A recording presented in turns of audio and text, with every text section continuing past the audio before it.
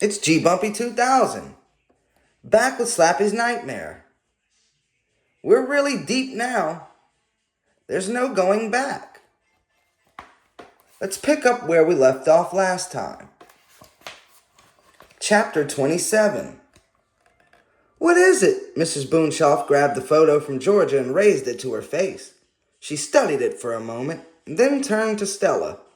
What does this prove? She asked softly.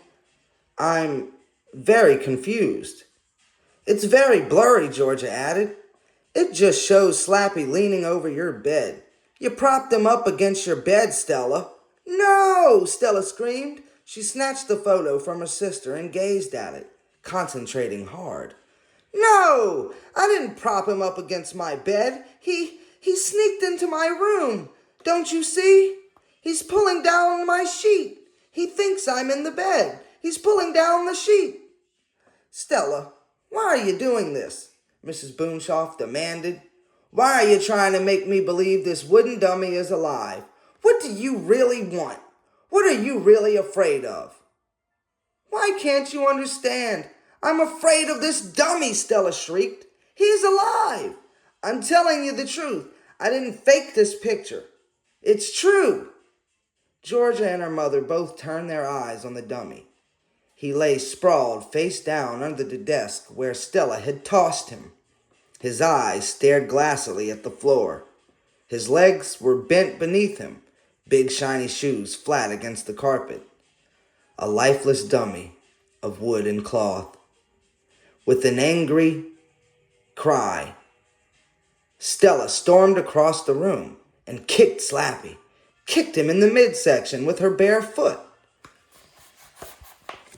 He bounced up, his hands clattering against the desk's legs. She kicked him again, kicked him again. Get up, Stella screamed. Show them I'm telling the truth. Show them I'm not crazy. Get up, get up. Mrs. Boonshoff took Stella by the shoulders and held her back. Stop, please, stop, she whispered, hugging her tightly. She turned to Georgia. Take the dummy now. Take it into your room and put it away. Okay, Georgia replied. She pushed past Stella and picked up Slappy by one arm. But I can't lock him up, Mom. You know I'm taking him to school tomorrow. Huh? School? Slappy thought. Why is she taking me to school? Chapter 28. Slappy, why are you so bad? Georgia asked. Because I'm made out of naughty pine, she made him reply in a high, squeaky voice. A few kids laughed, mostly sarcastic laughter. And have you always been a dummy? Georgia continued. She made Slappy blink his eyes. Are you trying to insult me? He squeaked.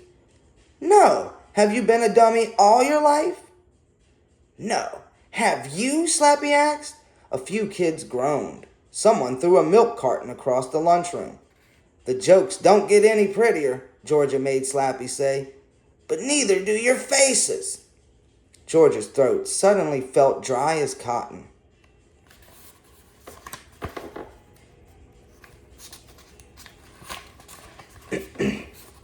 So did mine. Her hands were cold and wet. She didn't think she'd be this nervous. After all, most kids weren't even listening to her act. They were talking to each other across the lunchroom tables, laughing, eating their lunches.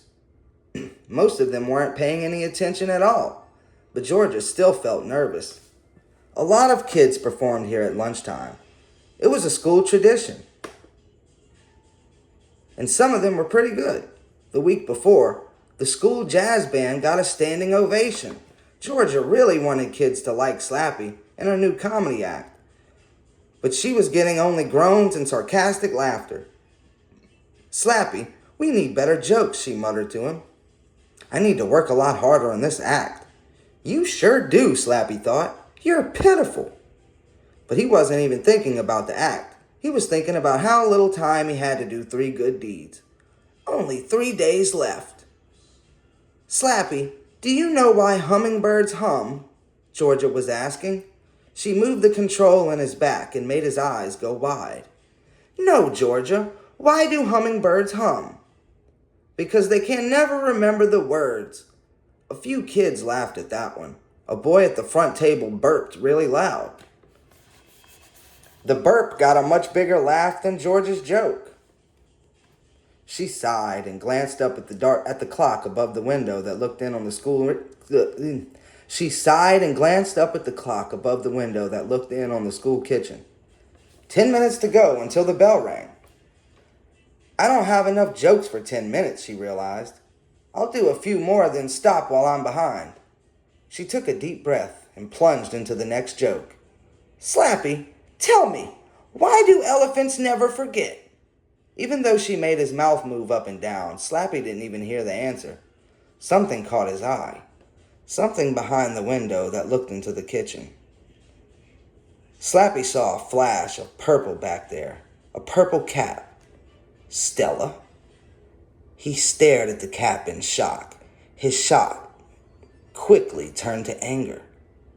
Why is Stella hiding in the kitchen, spying on us? He wondered. She doesn't even go to this school.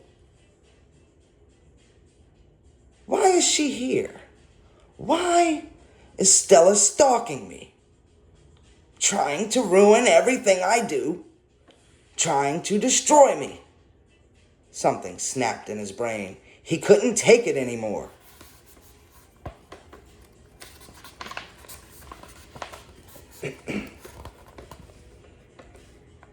I have to know why she's here. I have to know. With a hard jerk, he pulled free from George's grasp. He slid from her lap and landed standing up on the floor with a hard thud all around the lunchroom. He heard kids gasp and cry out, The dummy fell! Look, it's walking! How does she do that? Is it on strings? The dummy is a robot. No, it's alive!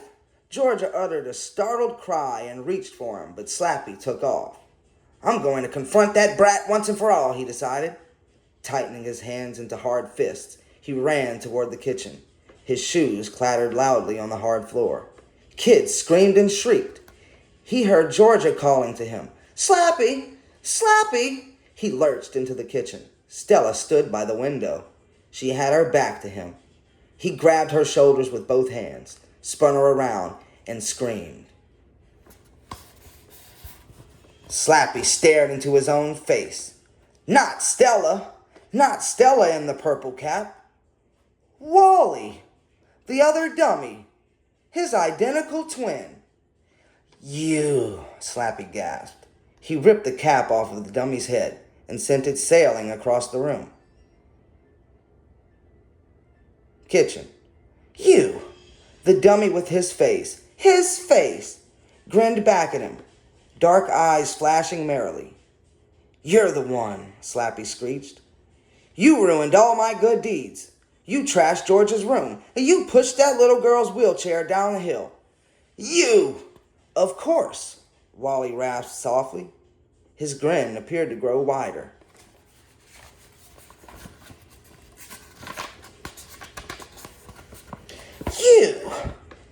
You! Slappy sputtered in disbelief. Of course it was little old me, Wally replied, giggling. But why? Because I want to live, Wally declared, and the only way for me to live is for you to die.